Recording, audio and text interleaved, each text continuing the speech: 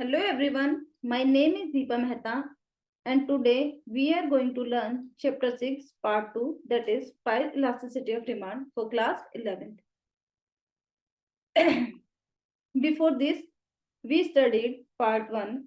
In part 1 we learned about meaning and definition of price elasticity of demand, type of elasticity of demand, measurement of elasticity of demand and some numerical problems. After that, in part 2 we are going to study two major concepts. First one is different situation of elasticity of demand and second one is factor affecting elasticity of demand. Let's move to the chapter. First हमारा क्या है topic, different situations of ED, ठीक है, या different situation of elasticity of demand. देखो इस topic में हमें क्या पढ़ना है, इसमें हमें तीन अलग अलग सिचुएशंस पढ़नी है कि क्या अगर मेरे प्राइस में थोड़ा चेंज होगा तो मेरी डिमांड में क्या चेंज आएगा, अगर मेरे प्राइस में ज्यादा चेंज होगा तो मेरी डिमांड में क्या चेंज आएगा, या फिर अगर मेरी जो प्राइस है वो रेशनल बिहेव कर रही है तो मेरी डिमांड में क्या क्या चेंज आएगा. ठीक है, इस तरीके से हमें क्या है इसकी तीन डिफरेंट सिचुएशंस को पढ़नी है. पहले समझते हैं. We now discuss three distinct situation of ED with reference to three distinct type of demand curve. ठीक है, सबसे पहला हमारा सिचुएशन क्या होता है, हॉरिजॉन्टल स्ट्रेट लाइन. सबसे पहले क्या है, horizontal straight line. Horizontal straight line demand curve and elasticity of demand. Second situation क्या है, वर्टिकल स्ट्रेट लाइन. पहली वाली क्या है, horizontal straight line demand curve. Second one is vertical straight line demand curve and elasticity of demand curve. After that, situation 3 is rectangular hyperbola demand curve and elasticity of demand. क्या होता है, किस तरीके से बिहेव करता है, क्या इनके एग्जांपल्स हो सकते हैं, वन बाय वन समझते हैं. अभी हमें क्या समझना है, सिचुएशन 1 को. सिचुएशन 1 क्या कहता है, horizontal straight line demand curve and elasticity of demand. इसमें क्या बोलते हैं, एक horizontal straight line demand curve is known as a perfectly elastic demand curve. एक horizontal straight line demand curve को क्या बोलते हैं, परफेक्टली इलास्टिक डिमांड कर्व बोला जाता है. It shows that elasticity of demand कैसी होती है, आपकी इनफाइनाइट होती है. इनफाइनाइट का मतलब क्या होता है, अगर आपके प्राइस में थोड़ा सा भी चेंज आएगा ना तो आपके डिमांड में इनफाइनाइट चेंज आ जाएगा. ठीक है, जैसे इसने बोला a small rise in price, अगर आपका प्राइस थोड़ा सा भी बढ़ता है तो आपकी जो डिमांड है वो कहाँ पे आ जाएगी, जीरो पे आके रुक जाएगी. ठीक है, मतलब अगर जैसे ही आपने प्राइस को थोड़ा सा बढ़ाया आपकी डिमांड में क्या आएगा, मेजर चेंज आएगा. अगर आपने प्राइस को थोड़ा सा घटाया तो डिमांड में कैसा आएगा, मेजर चेंज आएगा. अगर हम इसके एग्जांपल्स की बात करें तो इसका एक परफेक्ट एग्जांपल क्या होता है, गोल्ड. क्या होता है, गोल्ड. अगर गोल्ड के प्राइस थोड़े भी ऊपर नीचे होते हैं तो इसकी डिमांड में क्या होता है, मेजर फ्लक्चुएशंस आने लग जाते हैं. ठीक है, अगर आपने कभी भी मार्केट के बिहेवियर को देखा होगा, स्टॉक मार्केट के बिहेवियर को देखा होगा, तो आपने यहाँ पे देखा होगा कि गोल्ड के माइन्यूट से चेंजेस आने से उसकी जो डिमांड होती है उसमें क्या होता है, सॉरी, गोल्ड के प्राइस में माइन्यूट से चेंज आने की वजह से इसकी डिमांड में क्या होता है, मेजर चेंज आने लग जाते हैं. तो इसका जो डिमांड कर्व बनेगा वो कैसा बनेगा, horizontal straight line demand curve बनेगा. ठीक है, अगर हम इसकी शेप की बात करें तो ये क्या है, आपका एक्स एक्सिस है, ये क्या है, वाई एक्सिस है. जहां पे इसने क्या बोला कि बेसिकली अगर आप अपने प्राइस को हल्का सा भी चेंज करोगे ना तो आपके डिमांड में क्या आएंगे, मेजर चेंजेस आएंगे. कैसे आएंगे, डिमांड में मेजर चेंजेस आ जाएंगे. ठीक है, तो प्राइस इलास्टिक डिमांड, यहाँ पे इलास्टिसिटी ऑफ डिमांड कैसी होती है आपकी, इनफाइनाइट होती है. प्राइस में माइन्यूट चेंज, डिमांड में मेजर चेंज, या फिर डिमांड में इनफाइनाइट चेंज. कौन सा केस है ये, horizontal straight line demand curve का. ठीक है, अगर हम इसका सेकंड केस देखें जहां पर हम क्या बोलते हैं, vertical straight line demand curve and elasticity of demand की अगर हम बात करें तो ये ऐसा डिमांड कर्व होता है जिसकी इलास्टिसिटी ऑफ डिमांड कितनी होती है, जीरो होती है. और vertical straight line demand curve is known as a perfectly inelastic demand curve. ठीक है, परफेक्टली इन इलास्टिक का मतलब क्या होता है. अच्छा, एक पहले word elastic and in elastic का मतलब समझते हैं क्या होता है. इलास्टिक का मतलब होता है किसी चीज को आप बहुत ज्यादा खींच सकते हो, एंड इलास्टिक का मतलब जिसको आप क्या कर रहे हो, खींच ही नहीं पा रहे हो. ठीक है, मतलब अगर मैंने बोला कोई चीज परफेक्टली इन इलास्टिक है तो इसका मतलब ये हुआ कि इसमें प्राइस में कितना भी चेंज आ रहा है ना लेकिन इसकी डिमांड में चेंज नहीं आ पा रहा. ठीक है, मतलब ऐसा गुड चाहिए अगर इसकी प्राइस में चेंजेस आ भी रहे हैं तो इसकी डिमांड में कोई चेंज नहीं आ पा रहा है. लेट सपोज कि हमने बोला सॉल्ट. क्या बोला हमने, सॉल्ट. सॉल्ट क्या किया है कि अगर मान लो कि आज की डेट में मार्केट का जो सॉल्ट का प्राइस है वो 30 रुपीज पर केजी है. अगर कल को इसका प्राइस 40 रुपीज पर केजी हो जाएगा, क्या आप इसके कंजम्पशन को रोक दोगे, नहीं रोक सकते. क्यों, ठीक है, नहीं इसको रोका जा सकता। अगर हमने बोला कि आप इसके प्राइस को मान लो कि घटा के आप 10 रुपीज पर केजी कर दोगे, तो क्या आप इसके कंजम्पशन को बढ़ा दोगे? इन दैट केस में आप इसके कंजम्पशन को नहीं बढ़ाने वाले। यहाँ पे आपको जो कंजम्पशन पैटर्न है वो कभी भी चेंज नहीं होगा, जैसा है वैसे ही रहेगा। प्राइस चाहे घटे चाहे बढ़े, इसमें बहुत ज्यादा चेंजेस नहीं आते। तो क्या क्या इसके एग्जाम्पल हो सकते हैं? जैसे इसका सॉल्ट हो गया, जैसे इसका मेडिसिन एक एग्जाम्पल होता है। ठीक है, मेडिसिन के केस में भी सेम है। अगर सपोज करो कि मेडिसिन के प्राइस बढ़ जाते हैं, तो उसका मतलब ये नहीं होगा कि हम इसका ज्यादा कंजम्पशन या कम कंजम्पशन करना शुरू कर देंगे। जितनी हमारी रिक्वायरमेंट है हम इसे उतना ही कंज्यूम करेंगे। मेडिसिन है, सॉल्ट है। इसके अलावा इसका एग्जांपल क्या होता है? Air is the example. ठीक है, इसके अलावा हमारा एग्जांपल क्या हो सकता है? Water is the example. तो ये सारे के सारे ऐसे एग्जांपल हैं जिनके प्राइस में चेंजेस आने के बावजूद भी इनकी जो डिमांड है उसमें कोई चेंज नहीं आता। इनकी डिमांड हमेशा कैसे बिहेव करते हैं? इनइलास्टिक बिहेव करती है। A vertical situation, sorry, a vertical straight line demand curve is known as a perfectly inelastic demand curve. इसका मतलब इनकी जो डिमांड होती है वो कैसी होती है? जीरो होती है। It is a situation when change in price causes no change in the quantity demanded. Price में चेंज बहुत ज्यादा ना आने की वजह से, सॉरी, प्राइस में चेंज आने के बावजूद भी हम क्या है, क्वांटिटी में कोई चेंज नहीं आ रहा। डिमांड कैसी होती है? पैरेलल टू वाई एक्सिस होती है। यहाँ पे आपने एक चीज देखा, सपोज करो कि ये इसका इनिशियल प्राइस है ₹4, क्या है इसका इनिशियल प्राइस है। अगर प्राइस हमारा घट के 4 हो जाता है तब भी मेरी डिमांड 4 ही रहने वाली है। अगर मेरा प्राइस बढ़ के 6 हो जाता है तब भी मेरी डिमांड कितनी है? 4 ही रहने वाली है। There is no change in it. ठीक है, तो परफेक्टली इनइलास्टिक डिमांड कैसी होती है? जिसकी ईडी की वैल्यू कितनी होती है? जीरो होती है। ठीक है, इलास्टिसिटी ऑफ डिमांड आपकी तभी जीरो होती है जब आपके प्राइस में चेंज आने के बावजूद भी आपकी डिमांड में कोई चेंज नहीं आता। एंड ऐसा कौन कौन से गुड्स में होता है? तो यहाँ पे हमने एग्जांपल में समझे, मेडिसिन है, एयर है, वाटर है, सॉल्ट है। ये कुछ एग्जांपल्स हैं जहां पर हमारी क्या है, इलास्टिसिटी ऑफ डिमांड क्या होती है? जीरो होती है। एक हमारा कंडीशन और होता है क्या, जिसे बोलते हैं rectangular hyperbola demand curve and elasticity of demand. ठीक है, इसको समझते हैं। ये एक ऐसी सिचुएशन है जहां पे आपकी ईडी की वैल्यू कितनी होती है? 1 होती है। ठीक है, अभी हमने 2 केसेस पढ़े थे जहां पे ईडी की वैल्यू या तो जीरो होगी या इनफाइनाइट होगी। जीरो इनफाइनाइट के बीच में एक वैल्यू आती है, कौन सी? 1। ठीक है, तो हमारे जो रेक्टेंगुलर हाइपरबोला डिमांड कर्व्स होते हैं, इनकी जो इलास्टिसिटी ऑफ डिमांड की वैल्यू होती है कितनी होती है? ये 1 होती है।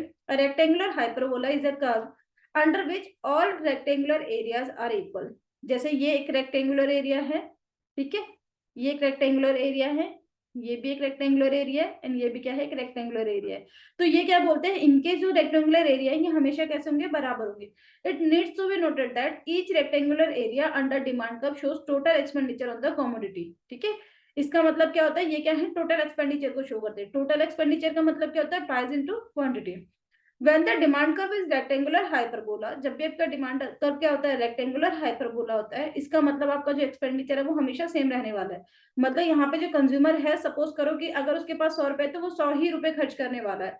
अगर सपोज करो ये वाला जो डिमांड कर्व है ये हमने बनाया होता है पेंसिल के लिए। ठीक है, ये एक पेंसिल एक गुड्स है, इसके लिए हमने डिमांड कर्व बनाया होता। अगर पेंसिल का प्राइस 5 रुपीज है तो हम यहाँ पे 20 पेंसिल्स खरीदने के लिए तैयार है। अगर पेंसिल का प्राइस बढ़ के 10 हो जाता है तो तब हम यहाँ पे कितनी करेंगे? 10 पेंसिल खरीदेंगे। यहाँ पे भी आपका टोटल एक्सपेंडिचर 100 रहने वाला है, यहाँ पे भी 100 रहने वाला है। मतलब आप अपने जो कंजम्पशन पैटर्न है उसको चेंज करने वाले नहीं हो। ठीक है, अगर आप 100 रुपए खर्च करने के लिए तैयार हो तो आप 100 रुपए ही खर्च करोगे। ठीक है, तो यहाँ पे जो हमारा टोटल एक्सपेंडिचर है वो कैसे रहता है? कांस्टेंट रहता है। No matter price of the commodity increase और डिक्रीज, आपको इससे कोई फर्क नहीं पड़ता कि प्राइस घट रहा है या घट रहा है। Marshall trade, this is an situation of unitary elasticity of demand. ये कैसी सिचुएशन होती है? यूनिटरी इलास्टिसिटी ऑफ डिमांड की। Demand curve is rectangular hyperbola. Demand curve कैसा होता है? रेक्टेंगुलर हाइपरबोला होता है। At any point on the demand curve, because total expenditure remains constant in response to increase or decrease in price of the commodity. ठीक है, तो ये कौन सी सिचुएशन है? ये एक रेक्टेंगुलर हाइपरबोला की सिचुएशन है। अगर मुझसे पूछा जाए कि कौन सा गुड्स ऐसा है जिसमें रेक्टेंगुलर हाइपरबोला डिमांड का वर्क करता है, तो हम किसी भी गुड्स को यहाँ पे शॉर्ट शॉर्ट नहीं बोल सकते कि इस केस में हमारा रेक्टेंगुलर हाइपरबोला बनेगा। ठीक है, आप कभी भी इस चीज को नहीं बोल सकते कि इस गुड्स के केस में सामने वाला हमेशा अपना जो कंजम्पशन पैटर्न है वो सेम रखने वाला है, क्योंकि कंज्यूमर कैसा है? रेशनल है। वो हमेशा अपने मैक्सिमम सेटिस्फेक्शन के लिए या मैक्सिमम यूटिलिटी के लिए सोचता है। तो इन एनी केस अगर उसे लगेगा कि किसी गुड्स का प्राइस बढ़ गया तो डेफिनेटली अपने कंजम्पशन को क्या करेगा? वहां पे घटा देगा। But this is the situation actually.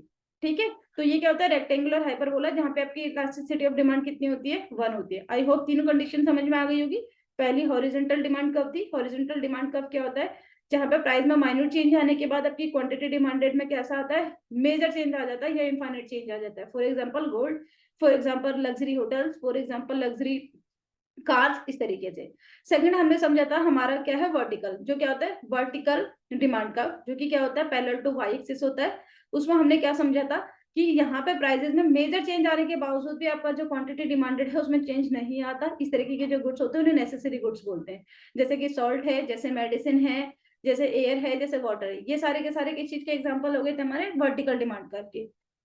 Third one क्या था हमारा रेक्टेंगुलर हाइपरबोला डिमांड कर्व, जहां पर हमने क्या सीखा था कि हमारी इलास्टिसिटी ऑफ डिमांड कितनी होती है, एग्जैक्ट वन होती है। एग्जैक्ट वन का मतलब यहाँ पे जो कंज्यूमर है वो इस तरीके से बिहेव कर रहा है कि आपका जो टोटल एक्सपेंडिचर है वो हमेशा सेम रहने वाला है। लेकिन हमने एक चीज और समझी थी कि प्रैक्टिकल लाइफ में कोइंसिडेंटली इस तरीके से हो सकता है कि आपका इलास्टिसिटी ऑफ डिमांड वन आ जाए, अदरवाइज कोई भी कंज्यूमर इस तरीके से कभी भी बिहेव नहीं करता कि हमेशा अपने कंजम्पशन पैटर्न को सेम ही रखेगा, उससे कोई फर्क नहीं पड़ रहा कि प्राइस बढ़ रहे हैं या घट रहे हैं in case of normal goods. ठीक है, तो ये क्या हो गया rectangular hyperbola demand curve and elasticity of demand की सिचुएशन हो गई। अभी हमें क्या पढ़ना है, अभी हमें ये पढ़ना है कौन कौन से फैक्टर ऐसे हैं जो ईडी को क्या करते हैं अफेक्ट करते हैं। ठीक है, बहुत सिंपल सा टॉपिक है लेकिन एग्जाम में रिपीट होने वाले क्वेश्चन है। Price elasticity of demand is high और लो। इसने क्या बोला इलास्टिसिटी ऑफ डिमांड क्या हो सकती है, हाई भी हो सकती है, लो भी हो सकती है। हमने पढ़ा था कि हमारी जो इलास्टिसिटी ऑफ डिमांड है वो कहाँ से कहाँ तक बेसिकली वेरी करती है, वो जीरो से इन्फिनिटी तक क्या करती है वेरी करती है, demand depending on various factors. Some of the important determinant जो कि हमारी इलास्टिसिटी ऑफ डिमांड को क्या करेंगे अफेक्ट करेंगे। First one is availability of substitute, किसी गुड्स के कितने ज्यादा गुड्स क्या सॉरी सब्स्टिट्यूट क्या है अवेलेबल है, ये क्या करते हैं अफेक्ट करते हैं हमारी प्राइस इलास्टिसिटी ऑफ डिमांड को। सबसे पहले इसको समझते हैं कि अवेबिलिटी ऑफ सब्स्टिट्यूट क्या होती है। Demand for goods which have close substitute like T and coffee being close substitute of each other is relatively more elastic, yes और नो। अगर कोई गुड्स ऐसा है जिसके ज्यादा सब्स्टिट्यूट या क्लोज सब्स्टिट्यूट मार्केट में अवेलेबल है तो इनकी डिमांड कैसी होती है इलास्टिक होती है। इलास्टिक होने का मतलब क्या होता है कि अगर इनके प्राइस में थोड़ा बहुत चेंज आएगा ना तो उनकी डिमांड में मेजर चेंज आ जाता है। ठीक है, क्योंकि हमें पता है यहाँ पे जो कंज्यूमर है वो एक गुड्स को छोड़कर दूसरी गुड्स की तरफ क्या कर सकता है इजीली मूव कर सकता है। लेकिन because when price of such a good rises the consumer have the option of shifting to its substitute. ठीक है, सपोज करो कि अगर मैंने बोला कि हमारे दो क्लोज सब्स्टिट्यूट कौन कौन से हैं, टी एंड कॉफी है। अब मैंने बोला कि अगर सपोज करो टी भी हमारे क्या है मार्केट में 20 रुपीज की एंड कॉफी भी 20 की है। अगर टी का प्राइस 21 भी होता है तो इस केस में हमारे जो कस्टमर हैं वो शिफ्ट करना कहाँ शुरू कर देंगे कॉफी की तरफ। क्यों, क्योंकि हमें पता है कि इसका क्लोज सब्स्टिट्यूट मार्केट में अवेलेबल है, तो कोई भी रेशनल कंज्यूमर कभी भी सेम गुड्स के लिए ज्यादा प्राइस पे करने को रेडी नहीं होगा। ठीक है, दिस इज द मीनिंग। फिर हमने बोला कि goods without close substitute like cigarettes and liquor have the inelastic demand. ठीक है, वो गुड्स जिनके क्लोज सब्स्टिट्यूट मार्केट में अवेलेबल नहीं होते उनकी डिमांड कैसी होती है इनइलास्टिक होती है, क्योंकि वहां पे जो कंज्यूमर होता है उसकी क्या होती है एक तरीके से आप कह सकते हो कि मजबूरी है कि उसके पास कोई क्लोज सब्स्टिट्यूट मार्केट में अवेलेबल है नहीं, जिसलिए उसे क्या करना पड़ेगा खरीदना पड़ता है उस गुड्स को। ठीक है, तो यहाँ पे इसके जो हमारे एग्जाम्पल थे इलास्टिक डिमांड के वो क्या क्या था टी एंड कॉफी, एंड जो हमारे क्लोज सब्स्टिट्यूट के या फिर इन इलास्टिक डिमांड के जो एग्जाम्पल थे वो क्या थे हमारे जितने भी सिगरेट्स होते हैं लीकर्स होते हैं, बेसिकली ऐसे गुड्स जिसमें क्या करते हैं ब्रांड की प्रेफरेंस रहती है उनकी डिमांड कैसी होती है इन इलास्टिक डिमांड होती है। ठीक है, इसके बाद हम समझते हैं इसके सेकंड क्या होता है मल्टीपल यूसेस। कौन क्या मतलब हुआ इसका, कुछ गुड्स ऐसे होते हैं जिनके मल्टीपल यूज होते हैं, कुछ गुड ऐसे होते हैं जिनके मल्टीपल यूज नहीं होते। ठीक है, goods which can be put to multiple use have elastic demand, ऐसे गुड्स जिनकी डिमांड जिनके क्या होता है मल्टीपल यूजेस होते हैं उनकी डिमांड हमेशा कैसी होती है इलास्टिक डिमांड होती है। इसका एक एग्जांपल है इलेक्ट्रिसिटी। ठीक है, इलेक्ट्रिसिटी के भी मल्टीपल यूजेस हैं, बेसिकली इसको यूज करा जाता है लाइटिंग के लिए, रूम हीटिंग के लिए, एयर कंडीशनिंग के लिए।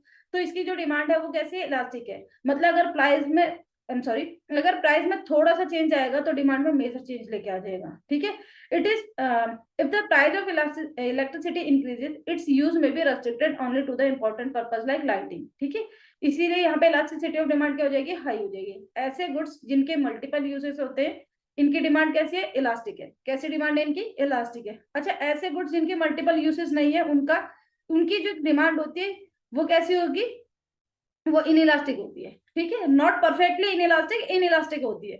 यहाँ पे हमारी 5 सिचुएशन है जिसको हम अलग से कवर करेंगे कि बेसिकली 5 सिचुएशन कौन कौन सी है, ठीक है। अभी हमने 3 सिचुएशन पढ़ी थी, लेकिन इनके बीच की भी 2 सिचुएशन होती है जिनको सिर्फ इलास्टिक या इनइलास्टिक बोला जाता है। अभी अपने perfectly inelastic and perfectly elastic की सिचुएशन पढ़ी हुई है, ठीक है।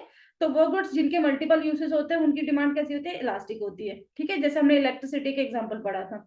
अगर मान लो कि इलेक्ट्रिसिटी का आज जो है वो यूनिट प्राइस 10 रुपए है, और कल को हमारी जो इलेक्ट्रिसिटी डिपार्टमेंट है वो उसका प्राइस क्या कर देता है, बढ़ा के 12 रुपए कर देता है।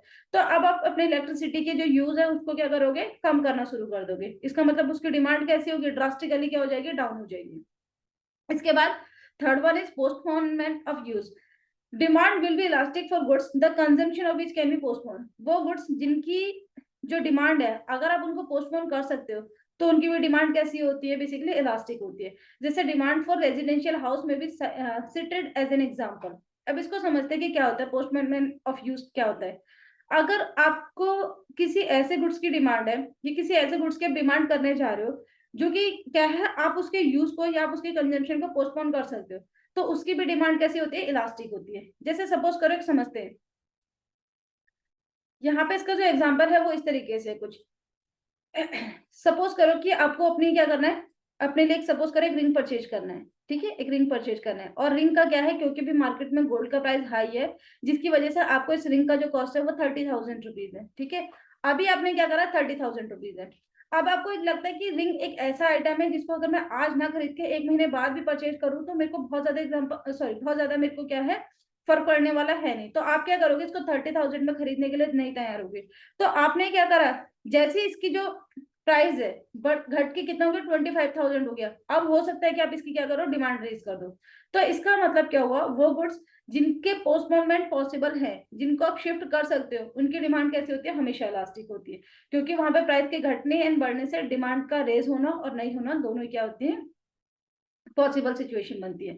जैसे इसने एग्जांपल में हमें क्या बताया था, रेजिडेंशियल हाउस, ठीक है। आपके अगर जनरल लाइफ में आप देखो तो बहुत सारी चीजें ऐसी हैं जिनके पोस्टपोनमेंट क्या है, पॉसिबल है। जैसे आपके रहने के लिए घर, वो क्या होता है, आप उसे पोस्टपोन कर सकते हो उस नीड को। कपड़े, ये क्या है नीड आपकी पोस्टपोन हो सकती है, ठीक है। अगर आपको ड्रेस परचेज करनी है तो आप उसको नेक्स्ट फ्यू डेज के लिए क्या कर सकते हो, शिफ्ट कर सकते हो, ठीक है।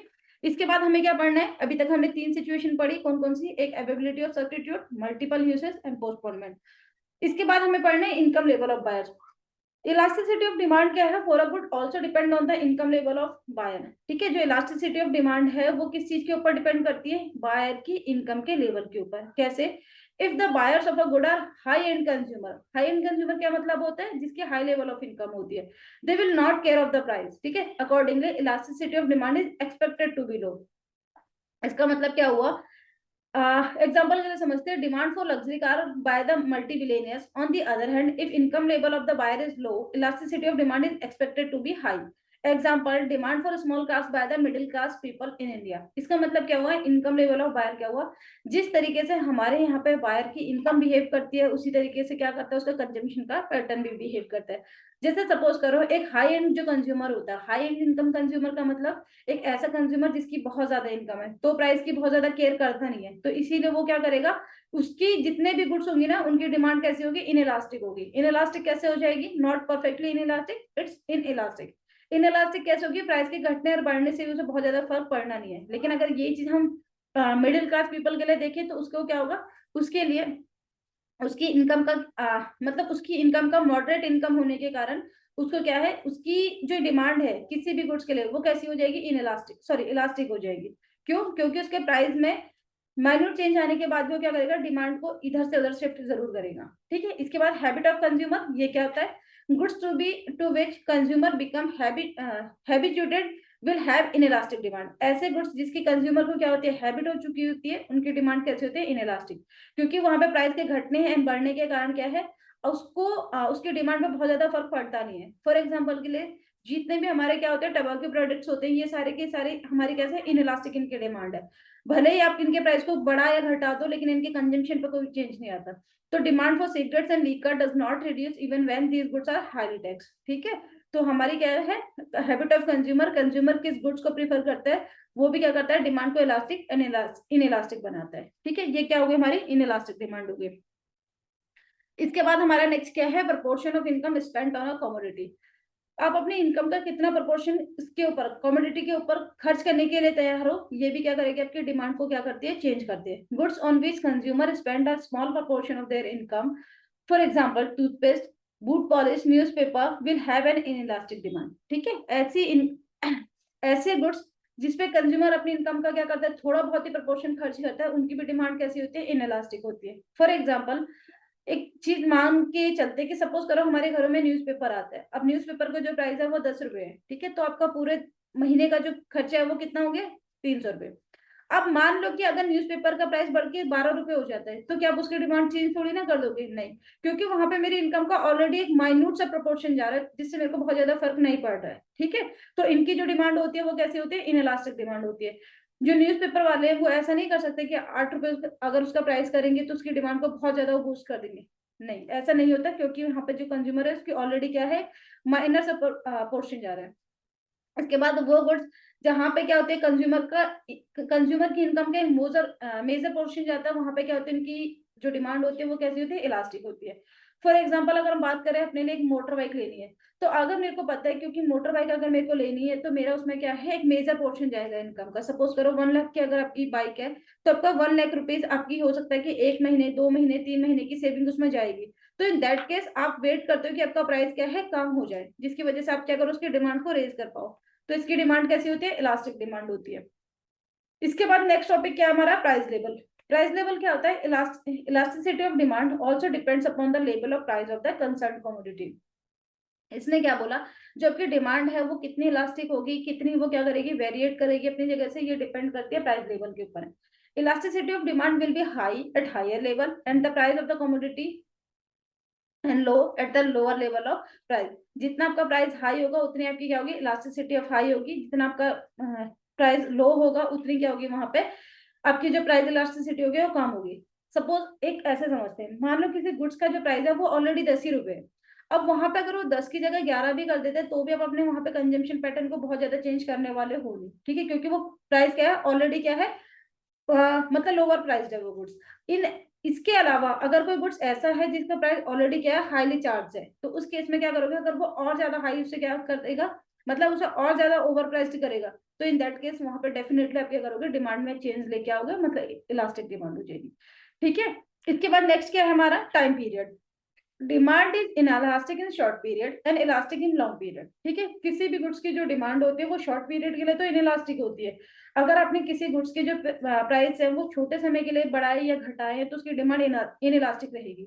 ठीक है, क्योंकि जो कंज्यूमर है उसको पता है कि शॉर्ट टर्म के लिए कोई दिक्कत नहीं है, लेकिन अगर आपकी जो डिमांड है, आपका जो टाइम पीरियड है, टाइम स्पेन है, ये लंबे समय के लिए, तो इन दैट केस उसकी जो डिमांड है वो कैसी हो जाएगी, इलास्टिक हो जाएगी। ठीक है, इलास्टिक का मतलब क्या है, अब जो कंज्यूमर है उसको सोचने की जरूरत है कि यहाँ पे उसको अपने जो इनकम का कितना पोर्शन क्या है यहाँ पे खर्च करना चाहिए, या यहाँ पे उसको अपने डिमांड को शिफ्ट करना चाहिए, नहीं करना चाहिए। तो it is because long period is long enough for a consumer to change his consumption habits. तो अगर हम यहाँ पे बात करें ओवरऑल कंक्लूजन की, टोटल हमारे कितने फैक्टर हैं जो इलास्टिसिटी ऑफ डिमांड को अफेक्ट करते हैं, तो हमने 8 फैक्टर के बारे में पढ़ा।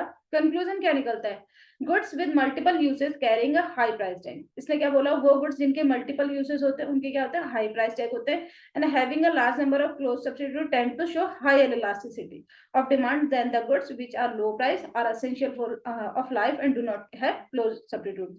तो इस पूरे हमने अपने डिस्कशन में, इस सेकंड पार्ट में हमने क्या क्या पढ़ा, हमने इसमें मेजर 2 कॉन्सेप्ट पढ़े बेसिकली। मेजर 2 कॉन्सेप्ट में पहला तो हमने ये पढ़ा कि हमारी कितनी तरीके की प्राइस इलास्टिसिटी ऑफ डिमांड होती है, जिसमें हमने 3 तरीके की पढ़ी थी। पहली हमारी होती है हाइपरबोला, दूसरी होती है हमारी पहली थी हमारी हॉरिजॉन्टल, सेकंड थी हमारी vertical and third one is rectangular hyperbola. जहां पे हमने हॉरिजॉन्टल में ये पढ़ा था, जो हमारी इलास्टिसिटी ऑफ डिमांड होती है वो क्या होती है, पैरेलल टू एक्स एक्सिस होती है, जहां पे प्राइस में माइन्यूट चेंज आने के कारण क्या होता है, मेजर चेंज आ जाता है उसकी डिमांड में। सेकंड वन हमने पढ़ा था वर्टिकल। वर्टिकल डिमांड का क्या होता है, जहां पर हमने ये पढ़ा था कि हमारी प्राइस में मेजर चेंज आने के बावजूद भी हम उसकी डिमांड में कोई चेंज नहीं लेके आते। एंड थर्ड वन पढ़ा था हमने रेक्टेंगुलर हाइपरबोला, जहां पे एक रेशनल कंज्यूमर को जैसे बिहेव करना चाहिए वो बिल्कुल वैसे ही बिहेव करता है। मतलब प्राइस बढ़ेगा तो डिमांड कम हो जाएगी, प्राइस घटेगा तो डिमांड बढ़ जाएगी। ठीक है, इस तरीके से। फिर हमने अफेक्टिंग फैक्टर पढ़े थे, जिसमें हमने आपने कितने पढ़े थे, 8 पढ़े हैं। सबसे पहले हमारा था अवेलेबिलिटी ऑफ सब्स्टिट्यूट, फिर पढ़ा था मल्टीपल यूसेस, फिर पढ़ा है पोस्टपोनमेंट ऑफ यूज, इसके बाद पढ़ा है income level of the buyer, इसके बाद पढ़ा है habit of consumer, proportion of income spent on a commodity, price level, time period. ठीक है, एंड इसके बाद क्या था, हमने फाइनली कंक्लूड करा कि यहाँ पे क्या है, ये किस किस तरीके से हमारी चीजें क्या है बिहेव कर रही है बेसिकली। यहाँ पे हमारा क्या है चैप्टर 6 का पार्ट 2 एंड होता है। ठीक है, थैंक यू सो मच।